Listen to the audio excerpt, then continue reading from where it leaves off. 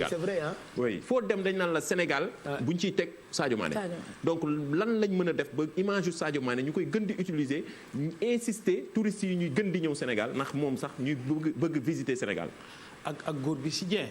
waaw non dama joxe exemple rek dama joxe exemple sport bi football bi ak Gorgui Sy Dieng exemple rek la joxe. su ma nee Gorgui Sy Dieng c'est parce que dama ci am firnde. Gorgui Sy Dieng dafa bokk ci ñi nga xam ne dañoo bokk ci programme ASPT boobu ñuy wooye les ambassadeurs du Sénégal. te mu joué ci rôle bu baax. nga xam ne sax am na benn spot bu mu def. di ci wane li nga xam ne mooy destination Sénégal naka la mun a amee njëriñ. waaye wax nga dëgg sëñ bi. war nañu appuyer wu davantage sur les icônes du Sénégal pour ñu vendre destination mais pas que les icônes du Sénégal. les Sénégalais ñun ñii parce que su parisien taxaw Champs-Élysées danaan je suis ci avenue bi nga xam ne moo dàq ci àddina bi fu mu ko tegu ko fenn la ko tegul kat. daa bëgg réew rek Njaay maa baax. dafa ndànk Njaay mi laa la bëgg a xamal ne parisien bi yow Baye Cheikh ak Pape Djibril mii. ak ñun ñii il faut que ñu ànd ba mun a am sañ-sañ di xool télé yi ne nous sommes la première démocratie du continent dañ ko war a sañ a wax. xam nga lu tax ma di ko wax li tax ma di ko wax mooy soo nee première démocratie du continent waxuma waxu politique doon nañu réew moo xam ne jàmm lañ jiital ak waxtaan ak consensus. loolu def na ba nga xam ne sunu réew mi soo xoolee li nu wër ak ci àddina bi sax Sénégal doon na une exception fii rek Sénégal la wax sànq ci kanam te du waxu bu ñëw sànni noonu dafa am njëriñ ci fierté bi mu war a def ci ñun ba ku ci nekk sa relation autour de toi sooy wax ci sa réew fa nga koy waxee kooko day yàkkamte ñëw sa réew découvrir ko parce que noonu la ñuy jaay réew mi finalement mais am na ay procédures nag am na nu ñu war a jaaree ba yegg foofu te agence bi mi ngi ciy liggéey ak des professionnels de ce secteur.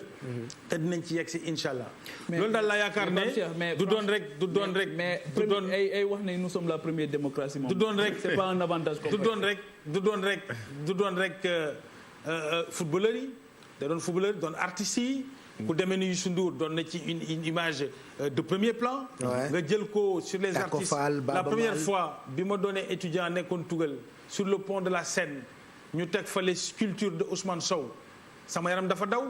ñu bëri seet si nañ Sénégal ndax exposition boobu ñu def ci. ñun nag loolu la ñu bëgg nga def. loolu nag ci lañ ne bàyyi li may wax ni bay ñax nii looloo ko waral bàyyi seex liggéey boobu rek lay def. waaw dama yaakaar ne nag il faut que ñun ñëpp ku ci nekk. nga jëlee ko sa bopp. dama bëgg fii ak déwén. selfie bàyyi seex. ca dinde felo fële. ñu jot ko partagé ko. fii ak déwén. Pape Djibril mii ca Cabrousse. wala ca Elinkine wala ca Carabane. mu partager les images. wala nga xam ne mooy vacances am wala ceytu su wala Thiadiaye wala Thiadiaye daa jege loolu nag pour yow ndax fa nga dem mun nga dem fu gën a sëy donc loolu nag mooy jaay finalement destination. ci kaw fii ak boobu ngeen ñu defar yoon yi parce que yoon yu gudd na. transport bi cher na mais Cheikh attention de. moo tax ñu war a xoolaat diggante ma jógee Dakar dem Elinkine bu ma yeggee damay feebar sama. mais Baye Cheikh lu lay feebar dama bëgg a xam li lay feebar nag. xam nga fii dañuy ñëwee ci politique bi. ndax xam nga ne mun nga jóge fii ba Kédougou doo dugg ci kamb. loolu yëguma ko. loolu day na waat du waxu politique nen de xam nga coow li daa bëri. li tax nga ne ñoo ngi ci politique bi. xamul tax mais yow ngay répondre question nga ne léegi ñoo ngi ci politique bi. déedéet parce que defar nañ tali ba Kédougou. déedéet waxuma loolu. te loolu lu yoon la. li ma bëgg a wax. quand bu ñu falee ay njiit. c'est pour travailler. non li ma bëgg a wax c'est-à-dire que loolu du politique ça n'a rien à voir avec la politique. li ma bëgg a wax Baye Cheikh. mooy suñu demee ba tabax tali nga mun a jël national une bi jël autoroute wàcc ko jël national une classique bi daw ko yegg Kaolack génn Kaolack dem ba Tamba dugoo ci kamb dem Kédougou dem Vélingara sëñ bi loolu kon suñu taxawee fii dañu mënuñoo visiter ñoo ko loko ba ndax amuñ tali mooy defuñu liggéey ba ñu waroon def pour ñoŋal liggéey boobu nit ñi xam ne mun nañ fa dem ndax loolu mooy la réalité.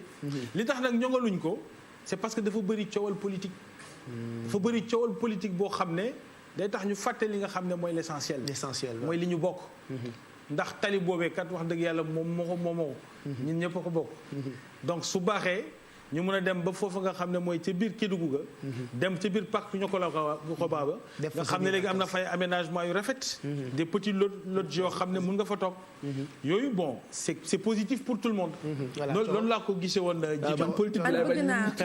man bëgg naa balaa ngeen di parce que xam naa ne léegi ngeen xuus ci politique bi par contre bëgg naa balaa ñu ciy xuus Pape Mahawa nuyuwaat la bu baax est-ce que tey du yenn saa yi duñu coaliser yenn force yi pour gën a dëgëral yenn agence yi je m'explique un peu moi personnellement j'ai l'impression que ASPT ak SAPCO par exemple dañu xaw a njuroo yenn ci ay li nga xamante ne moom lañ leen dénk même su fekkee ni SAPCO en dehors de valoriser peut-être Petite Côte bi am na moom tamit rôle promouvoir un peu destination Sénégal est-ce que tey quand même jotul ngeen toog xoolaat un peu saytu yenn yi nga xamante ne à un moment donné dañuy chevauchante ñu mën leen boole fédérer les forces pour aujourd'hui ñu mën a am ay résultats yoo xamante ni moom mooy gën a taxaw parce que quand même dislocation yu bëri yenn saa yi xëy na xaalis bu bari lay doon ay salaires yu bari te résultat bi du demee noonu. waaw d'abord jërëjëf soxna si ci laaj bi waaye jàpp naa ne il faut que ñu optimiste quand même crise bi c'est une crise exceptionnelle mais le Sénégal reste encore une destination touristique.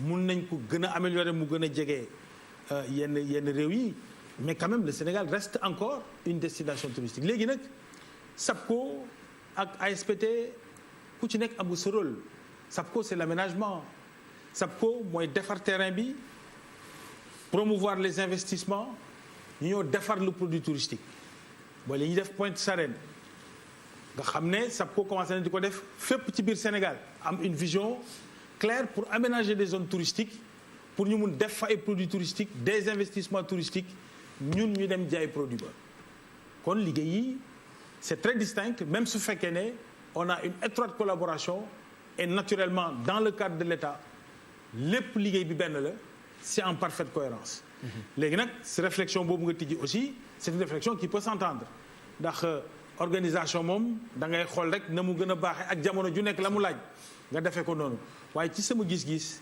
jàpp naa ne tey ku ci nekk sa liggéey yaa ngi koy def ca anam bi nga xam ne moom la gën a rafete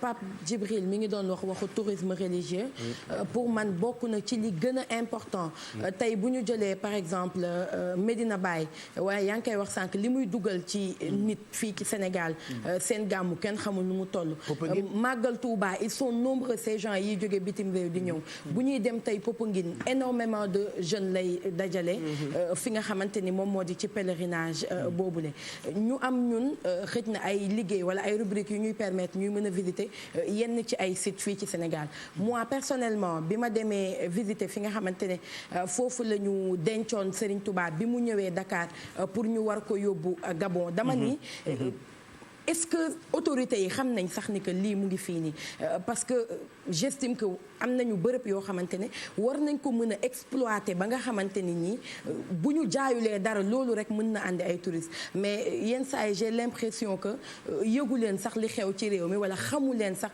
réellement intérêt wu li ngeen am moi je pense que Sénégal dañu am diamant mais on n'est pas conscient de valeur bi nga xamante ne moom la ñu am ci ay yenn point ñàkkal ko fayda ba finalement moom ak përëm daanaka ñoo yem njëkk fi ma ànd ak yow soxna si mooy wax nga dëgg jamaa la ñu am jamaa boobu nag il faut que ñu continuer bu ngeen mettrul en valeur il faut ñu continuer di ko polir di ko tailler ba mu doon jamaa bi dàq ci jamaa yi ci àddina loolu nag ñun ñëpp la am na jéego yu ñu ciy def mais dafa am benn réflexion boo xam ne faw ma partager ko mooy dañ dul seetlu am na fi ay ñu fi ñëwoon Sénégal waroon a ñibbi sunu xarañte médecins yi tax na ñoom ñu gën a wóolu le système médical sénégalais ne ñoom ils préfèrent rester plutôt que bañ a dem ci beneen réew France 24 def ci reportage RFI def ci reportage mu doon affaire boo xam ne nu mun nga ko xool nii soofantal ko fekk ak am njëriñ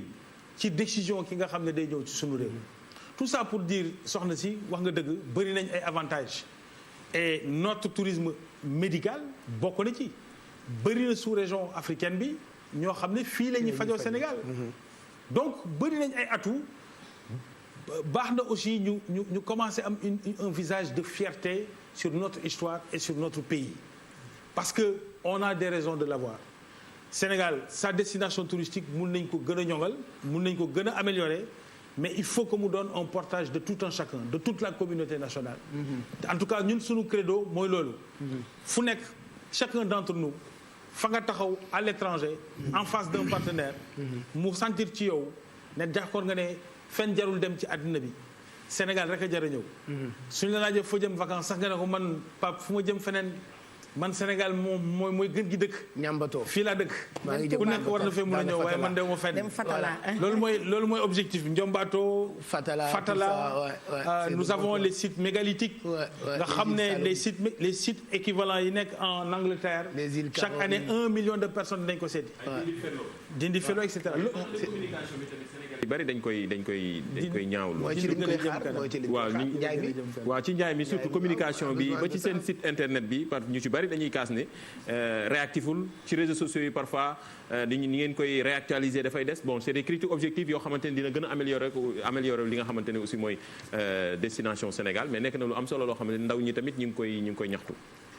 Ils ont raison on doit être davantage présent dans le digital moo taxoon